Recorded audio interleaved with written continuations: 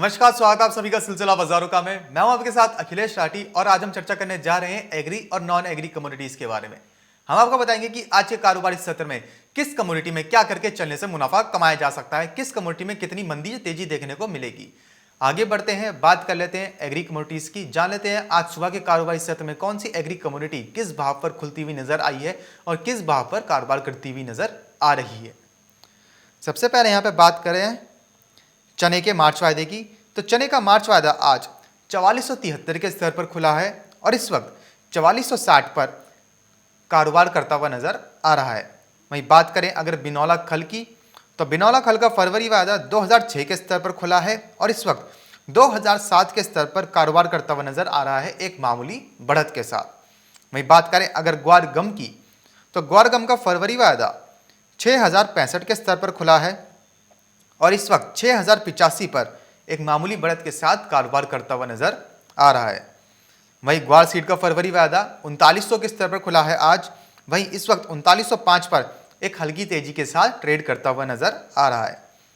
वहीं जीरे का मार्च वायदा 13090 के स्तर पर खुला है और इस वक्त 13090 पर ही आधे फीसद की गिरावट के साथ ट्रेड करता हुआ नजर आ रहा है।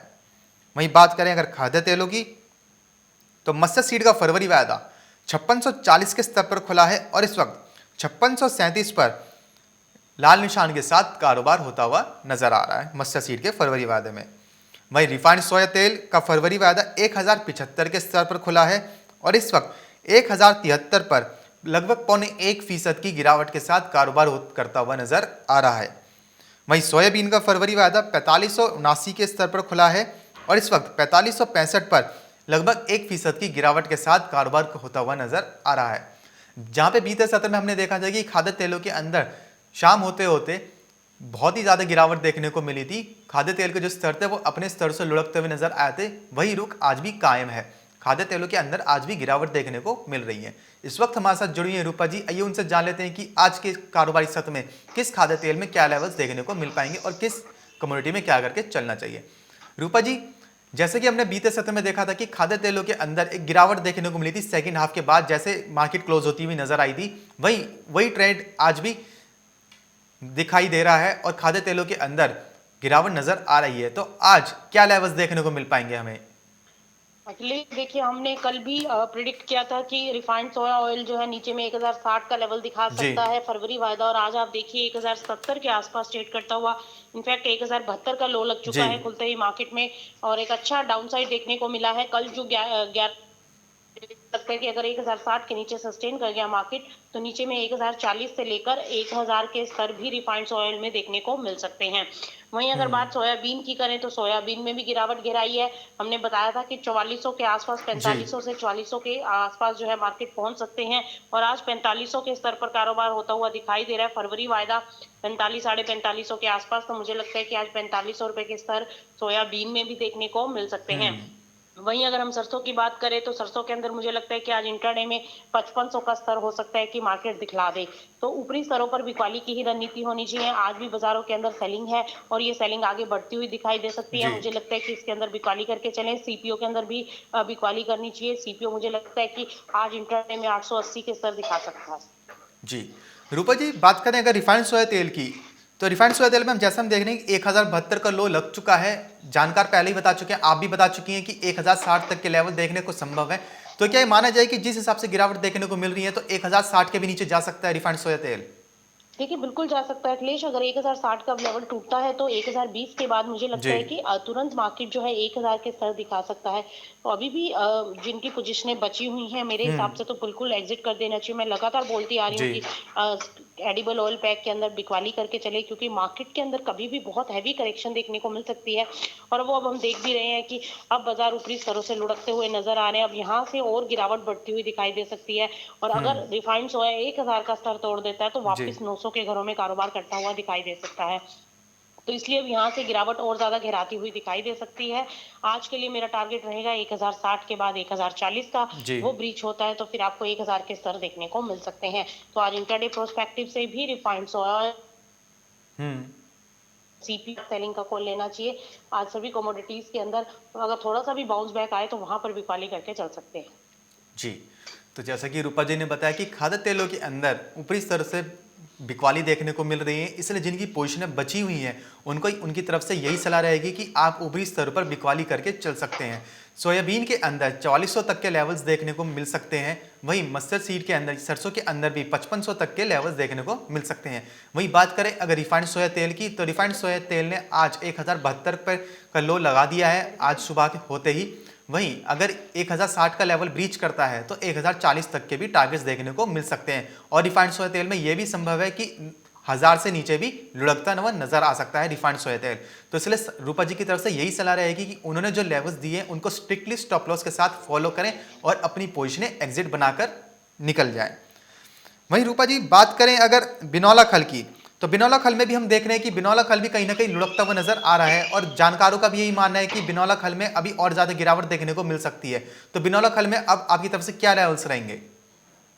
देखिए बिनोला खल में भी गिरावट जो है आज थोड़ा सा मार्केट जो है वो दिखा सकते हैं, क्योंकि अदर एडिबल ऑयल पैक के ऊपर जी अच्छा खासा दबाव आया है, तो उसका भी एक इम्पैक्ट जो है इसके ऊपर देख सकते हैं। लेकिन वहीं फेब्रवरी वायदा अगर देखा जाए तो अभी भी 2000 के ऊपर सस्टेन है। जी तो नीचे में 1980 की डिप हो सकती है कि मार्केट दिखला दे और उसके बाद वहां से एक बार फिर से बाउंस बैक आ सकता है। देखिए ओवरऑल ट्रेंड तो पॉजिटिव है। जी इंट्राडे प्रोस्पेक्टिव से थोड़ा बहुत उठा पटक जो है वो मार्केट के अंदर देखने को मिल सकती है।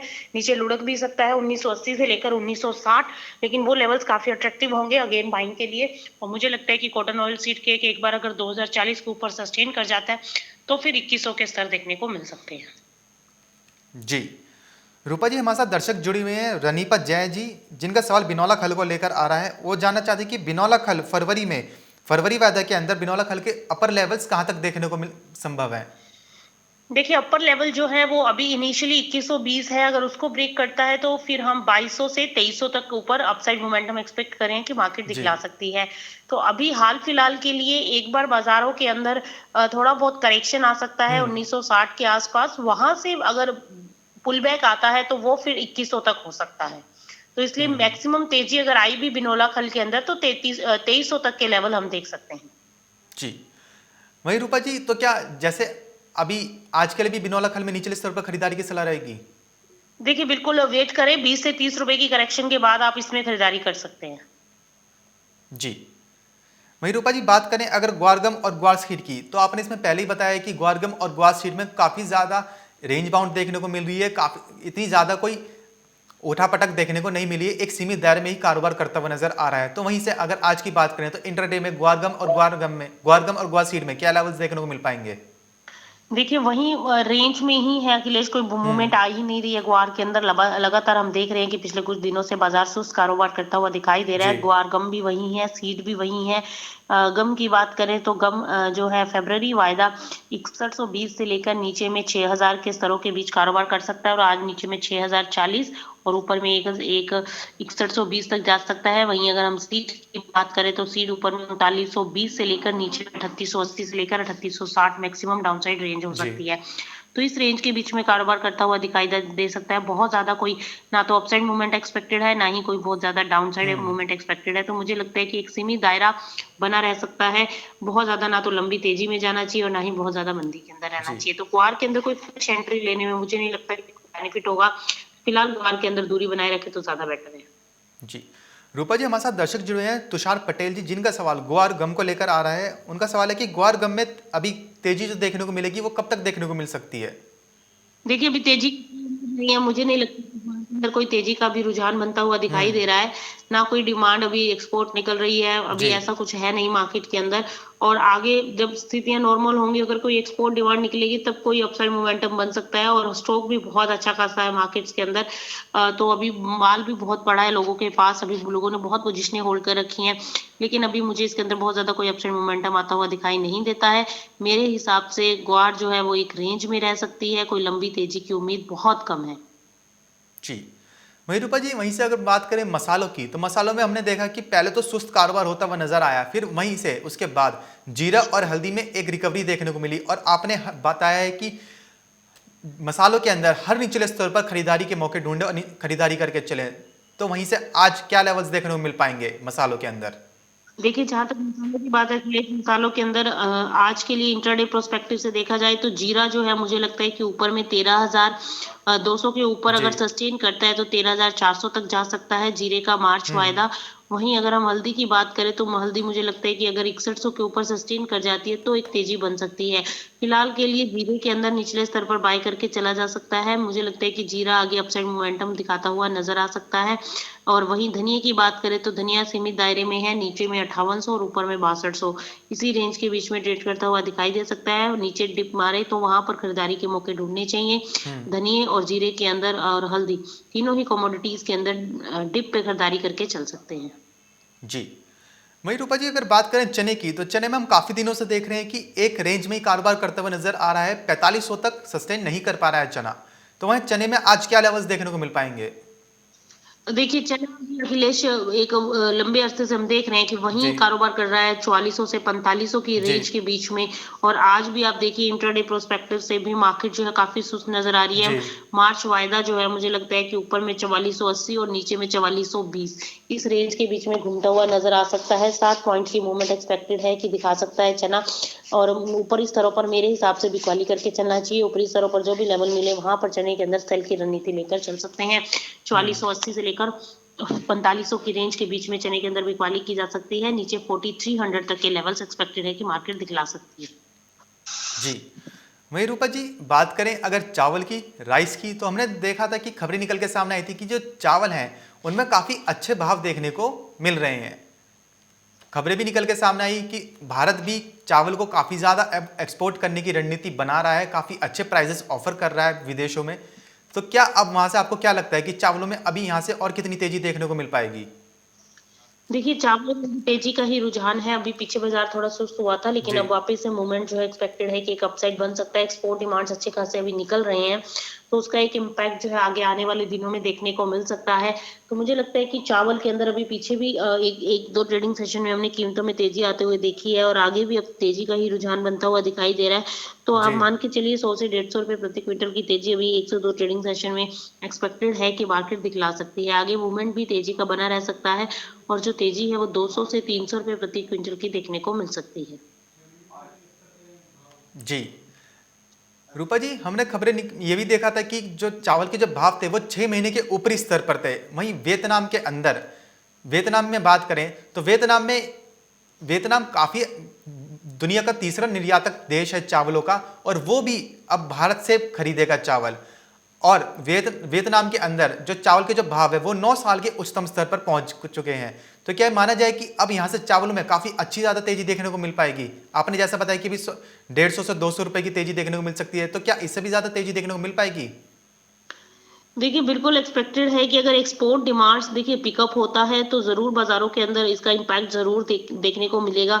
और इंटरनेशनल मार्केट्स में चावल के दाम अपने 6 मंथ के हाई के ऊपर चल रहे हैं, जी। क्योंकि एक्सपोर्ट डिमांड काफ़ी अच्छी खासी निकल रही है। काफ़ी दूसरी कंट्रीज़ के अंदर प्रोडक्शन जो है वो इस साल चावल का काफ़ी कम हुआ है, और दूसरे देश जो है वो भारत की तरफ अब रुख करते हुए नज़र आ रहे हैं। क्योंकि भारत के अंदर कुछ ऐसी कंट्रीज़ हैं जहाँ पर भारत ने पहले कभी एक्सपोर्ट नहीं किया था, लेकिन अब एक्सपोर्ट की खबरें निकल कर आ रही है कि वहाँ से भी निर्यात मांग निकली है। और वियतनाम भी जो बहुत बड़ा एक्सपोर्टर है, अब वो भी इंडिया से एक्सपोर्ट जी। करता हुआ दिखाई दे रहा है। तो कहीं न कहीं जो सप्लाई जो है वो इंटरनेशनल मार्केट्स के अंदर बाधित हुई है, और उसका इम्पैक्ट कहीं न कहीं भारत के ऊपर आता हुआ दिखाई दे सकता है। जी। उसका फ़ायदा भारत को मिल सकता है। अगर एक्सपोर्ट डिमांड्स पिकअप होते हैं तो उम्मीद पूरी है कि साल 2021 में चावल के दामों में उछाल देखने को मिल सकता है। और वियतनाम और थाईलैंड से जी। भी जो है वो डिमांड जो है वो निकलती हुई नज़र आ रही है भारत की तरफ। तो मुझे लगता है कि अब यहाँ से एक तेज़ी का रुझान बन सकता है। वियतनाम में ऑलरेडी प्रोडक्शन काफ़ी कम है, वहाँ पे प्राइसेस भी हाई चल रहे हैं, इसलिए वो इंडिया की मार्केट के ऊपर आ रहा है। तो अगर इंडिया से वहाँ पर माल जाता है, और अगर और ज़्यादा एक्सपोर्ट्स निकलते हैं, डिमांड पिकअप होती है, तो और ज़्यादा तेज़ी बनती हुई हम देख सकते हैं। लेकिन हाल फिलहाल में 150 से 200 रुपए प्रति क्विंटल की तेज़ी एक्सपेक्टेड है कि एक बार मार्केट दिखला सकती है। लॉन्ग टर्म प्रोस्पेक्टिव से बात करें तो 300 रुपए मैक्सिमम अपसाइड मोमेंटम देखने को मिल सकता है। जी। वहीं रूपा जी एग्री कमोडिटीज में आज के कारोबारी सत्र में ऐसी कौन सी कमोडिटीज रहेंगी जो सबसे ज्यादा मुनाफे का सौदा साबित हो सकती हैं? देखिए एग्री की अगर आज बात करें तो आज मुझे लगता है कि जैसे कि अखिलेश मैं पिछले काफी दिनों जी। से बोलती आ रही हूँ कि एडिबल ऑयल पैक के अंदर ही बिकवाली की रणनीति अपनाएं और हम्म। आज भी मेरी कॉल उसी पे ही रहेगी। आप सीपीओ को देखिए, सीपीओ आज 907 रुपए पर ट्रेड करता जी। हुआ दिखाई दे रहा है। कल भी हमने सेल का कॉल दिया था और आज भी हमें लगता है हम्म। कि सीपीओ 880 के स्तर दिखा सकता है। आप सीपीओ के अंदर बिकवाली करके चल सकते हैं, रिफाइंड ऑयल में बिकवाली कर सकते हैं। 1060 का लेवल ब्रेक होता है तो 1040 के टारगेट जी। के लिए आप रिफाइंड सोया में सेल कर सकते हैं। सरसों के अंदर भी आप बिकवाली करके चल सकते हैं। मुझे लगता है कि सरसों 55 के स्तर दिखा सकती है। तो इन सभी कमोडिटीज के अंदर आप आज एडिबल ऑयल पैक के अंदर आपको ऊपरी स्तरों पर बिकवाली करनी चाहिए और ये आज कमोडिटीज हो सकती हैं हम्म। जो आपको प्रॉफिट देती हुई नजर आए। और फिलहाल short term to medium term यही कमोडिटी ऐसी हैं जो बिकवाली में रहकर मुनाफा दे सकती हैं। जी। रूपा जी, जैसे कि अब बजट भी पेश होने वाला है कुछ ही दिनों के अंदर, तो क्या ऐसी कौन सी कम्युनिटीज रहेंगी जिन पर बजट का प्रभाव देखते हुए हम देख पाएंगे? देखिए बजट के बहुत कुछ डिपेंड करेगा बजट के ऊपर कि सरकार एग्रीकल्चर सेक्टर के ऊपर जी। कितना फोकस देती हुई दिखाई देती है। तो सभी कमोडिटीज के ऊपर उसका इम्पैक्ट आता हुआ दिखाई दे सकता है। अगर सरकार कुछ भी अनाउंसमेंट करती है तो वो सभी कमोडिटीज के ऊपर उसका इम्पैक्ट आ सकता है। फिलहाल के लिए तो अभी सरकार का जो उद्देश्य है किसानों की आय दोगुनी करना, तो देखते हैं हम्म। कि पिछले बजट में सरकार ने कहा था कि काफी ज्यादा प्लान्स बनाए थे कि जी। ये इन सब चीजों से किसानों की आय दुगनी होगी। अब देखना होगा कि इस बजट में सरकार ऐसा क्या नया लेकर आती है जो फार्मर्स की इनकम को डबल कर पाए। लेकिन हाल फिलहाल के लिए तो बाजार जो है अभी एक बार बजट के से काफी उम्मीदें भी हैं लोगों को कि सरकार से टैक्स में कटौती की जाए, मंडी सेस खत्म किए जाए। तो काफी ऐसी उम्मीदें हैं जो किसान लगा के बैठे हैं। अभी तो फिलहाल जो फार्मर प्रोटेस्ट चल रहा है उसी के ऊपर हम्म। सरकार के ऊपर लोगों की नजरें हैं कि सरकार इसको किस तरीके से टैकल करती है। तो अभी बजट को लेकर भी बहुत सारी ऐसी जी। एक्टिविटीज हैं जो उम्मीद की जा रही है कि सरकार उनके ऊपर काम कर सकती है। लेकिन अभी बाजार जो है अपनी ही फंडामेंटल्स के ऊपर कारोबार करता हुआ दिखाई देगा। अभी एज ऑफ नाउ बजट का कोई बहुत ज्यादा एग्री कमोडिटीज के ऊपर जी। इम्पैक्ट आता हुआ हम नहीं देख रहे हैं। अभी जो भी इम्पैक्ट आएगा वो किसान आंदोलन से हो सकता है कि मंडी के अंदर आवक प्रभावित होने से जरूर देखने को मिले। लेकिन बजट का भी किसी भी कमोडिटीज के ऊपर एज एज सच कोई बहुत ज्यादा इम्पैक्ट आता हुआ नहीं दिखाई देगा। लेकिन हाँ, सोना सोना हो सकता है कि कोई बहुत ज्यादा मूवमेंट दिखाता हुआ नजर आए। अगर सरकार की तरफ से कोई भी ऐसी अनाउंसमेंट की जाती है तो उसका सबसे ज्यादा इम्पैक्ट जो है वो गोल्ड की कीमतों के ऊपर आता हुआ दिखाई दे जी। सकता है। जी। वहीं रूपा जी, यहीं से अगर बात करें मक्के की, तो साल 2020 मक्का किसानों के लिए काफी ज्यादा नुकसान भरा रहा था। तो क्या ऐसी उम्मीदें लगाई जा सकती हैं कि नए वाले बजट से कि कुछ किसानों के लिए हो पाए इसमें? देखिए अब मक्का का एमएसपी तो ऑलरेडी डिसाइडेड है। अब आगे क्रॉप कैसी रहती है उसके ऊपर डिपेंड करेगा। लेकिन बजट से ऐसा कुछ ऐसे बहुत कोई बहुत ज्यादा उम्मीद नहीं है। लेकिन अगर हाँ कोई क्रॉप डैमेज हो जाती है उसको लेकर सरकार के मुआवजे में कोई बढ़ोतरी की जाए तो वो एक किसानों के लिए फायदे वाली बात हो सकती है। लेकिन अभी बर्ड फ्लू को देखते जी। हुए हो सकता है कि कुछ इम्पैक्ट मार्केट के ऊपर इसका जो है वो देखने को मिल रहा है। और उसको लेकर बजट के अंदर अगर कुछ कहा जाता है कि ऐसी कोई आपदा आती है तो उसके अगेंस्ट में, फसल के अगेंस्ट में को मुआवजा देगी या कुछ ऐसा अगर अनाउंसमेंट होती है। लेकिन ऐसा कोई अभी बहुत ज्यादा कोई जी। एक्सपेक्टेड नहीं है कि मक्के को लेकर स्पेशली सरकार कुछ ऐसा बजट में अनाउंस करेगी। तो फिलहाल ऐसी कोई उम्मीद नहीं है। और मक्के की फसल अभी जो है पिछले साल के मुकाबले इस बार काफी कम देखने को मिल रही है। कैरी ओवर स्टॉक देखा जाए तो इस साल स्टॉक भी काफी कम देखने को मिल रहे हैं। और पिछले साल मक्के का प्रोडक्शन जो है वो लगभग 26 मिलियन टन देखने को मिला था और इस साल मक्के के प्रोडक्शन में भी गिरावट आने का उम्मीद की जा रही है कि 22 से 23 मिलियन टन मक्के का प्रोडक्शन रह सकता है जो कि पिछले साल 26 मिलियन टन जी। था। तो अगर देखा जाए आगे आने वाला सीजन जो है वो हो सकता है कि ये कीमतों को सपोर्ट देता हुआ दिखाई दे। और अभी जो प्राइसेस के अंदर दबाव देखने को मिल रहा है क्योंकि बर्ड फ्लू आ चुका है, डिमांड काफी इम्पैक्ट हुई है, इसका सीधा असर जो है वो मक्का की इंडस्ट्री के ऊपर जाता हुआ दिखाई दिया है। ऑलरेडी प्राइसेस काफी एमएसपी से नीचे चल रहे थे पिछले साल से, भाव जो है किसानों को कम मिले हैं। तो इसलिए इस बार सोइंग भी काफी कम हुई है और उम्मीद की जा रही है कि प्रोडक्शन आगे कम रहेगा। तो आगे कीमतों को फिर कीमतों में एक सपोर्ट आता हुआ दिखाई दे सकता है। जो इस बार कीमतें गिरी हैं वहां से थोड़ी सी संभलती हुई नजर आ सकती हैं। लेकिन अभी बहुत ज्यादा कोई तेजी। जी। जी। बहुत बहुत शुक्रिया रूपा जी हमारे साथ जुड़ने के लिए और जानकारी साझा करने के लिए। तो जैसा कि रूपा जी ने बताया कि आज एग्री कमोडिटीज के अंदर खाद्य तेलों में आपको ऊपरी स्तर से बिकवाली करके चलना है। उन्होंने जो लेवल्स दिए हैं उन पर आप स्ट्रिक्टली स्टॉप लॉस के साथ ऊपरी स्तर पर बिकवाली करके चलें, क्योंकि खाद्य तेलों के अंदर अभी यहाँ से जो गिरावट है वो और ज़्यादा गिरा सकती है। हमारे साथ नीरज सिंह पवार जी जुड़े हुए हैं, जिनका सवाल सोयाबीन को लेकर आ रहा है कि सोयाबीन रखें या बेचें। नीरज जी, रूपा जी की तरफ से सेलिंग की ही कॉल रहेगी। सोयाबीन के अंदर 4400 तक के लेवल देखने को मिल सकते हैं, तो आपको जो ऊपरी स्तर मिले आप उस पर बिकवाली करके चल सकते हैं। वहीं रूपा जी की तरफ से रिफाइंड सोया में ये सलाह रहेगी कि रिफाइंड सोया में आपको अगर रिफाइंड सोया तेल अगर 1060 का लेवल ब्रेक करता है, 1060 से नीचे जाता है, तो रिफाइंड सोया तेल के अंदर 1040 तक के भी लेवल्स देखने को मिल सकते हैं। और अगर वहां से ब्रीच करता है, तो अगर वहां से भी टूटता है बाजार सोया रिफाइंड सोया तेल का, तो 1020 और उससे भी नीचे तक के लेवल्स देखने को मिल सकते हैं। वही बात करें अगर सरसों की, तो सरसों 5500 के घरों में कारोबार करती हुई नजर आ सकती है। वहीं बात करें अगर चने की, तो चने में भी रूपा जी की तरफ से ऊपरी स्तर पर बिकवाली की सलाह रहेगी। चने 4480 से लेकर 4420 तक की रेंज में कारोबार ही करता हुआ नजर आएगा, तो आपको जो ऊपरी स्तर मिले आप उस पर बिकवाली करके चल सकते हैं। फिलहाल सिलसिला बाजारों का में बस इतना ही, कहीं जाइएगा नहीं, क्योंकि खबरों का सिलसिला यूं ही बना रहेगा मार्केट टाइम्स टीवी पर।